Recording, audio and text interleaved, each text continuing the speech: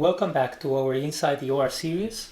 Today we are going to review the surgical tenets for the resection of the middle wall of the cavernous sinus in pituitary adenoma, a technique that has become increasingly relevant as we push the boundaries for a safe and maximal resection in functional pituitary surgery. This is a patient in their 5th decade of his life who presented with acromegaly and vision loss. We see clear invasion of the cavernous sinus, classified as Knosp 3A. After Dr. Stepwise completed the sinonasal approach, we begin by exposing the floor of the sellar.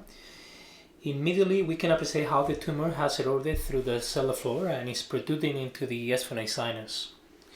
Using a diamond drill within the floor of the sellar and the anterior wall of the cavernous sinus, leaving only a delicate bony layer that can be removed easily with this Kerrison room gear.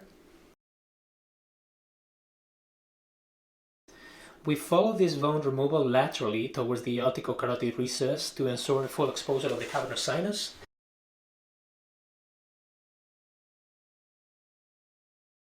And then medially to expose the intrasellar component of the tumor.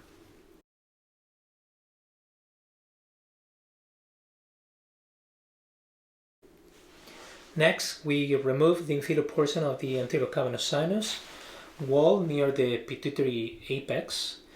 And then we incise the sellar dura in a cruciate fashion.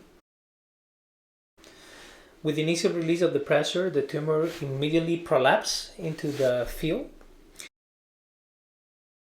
And using gentle blunt dissection with an Angelina number 1, we define the plane between the tumor and the displaced pituitary gland, which in this case is shifted towards the left side of the screen. After debulking of the intrasellar component, we proceed with the cavernous portion. The safest point to incise the anterior wall of the cavernous sinus is at this junction with the carotid artery and the sellar in the inferior margin, where the outer layer of the outer dural layer separates and maintains a safe distance between this layer and the internal carotid artery. In this case, the cavernous sinus is largely collapsed due to tumor infiltration, so bleeding is minimal. Once the anterior wall is open, we gently dissect the carotid artery away from the tumor-bearing middle wall.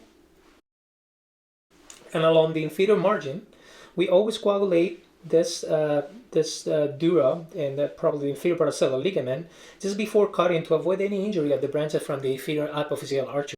With the lower portion free, we advance an Angelina number 1 to continue separating the artery from the tumor a little bit more posterior. Here we are introducing this small cottonoid to preserve this corridor and protect the artery. We then turn to the superior portion of the middle wall, incising the junction between the middle wall and the diaphragm. Once the superior and inferior portion are fully mobilized, the middle wall and infiltrated tumor can be separated from both the gland and the carotid artery and removed, often as one block, as we show here. And finally, we see the cavity left by the tumor. The carotid displays laterally, the pituitary gland displays medially, and the diaphragm pulsating superiorly. On a small residual component of the tumor meeting the posterior compartment of the cavernous sinus and the sellar compartment is removed using suction and a non-sharp ring curette, taking care to avoid injury of the diaphragm. A small low-flow CSF leak is managed with Duragen and a soft gasket-seal technique. We can minimally mobilize the carotid. A complete resection of the cavernous sinus tumor has been achieved.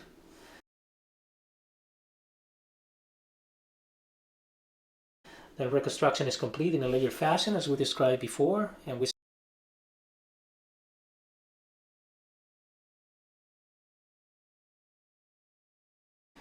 we just achieved cure of his acromegaly and full resection, including the portion of the tumor invading the cavernous sinus. Thank you very much. Thanks for watching.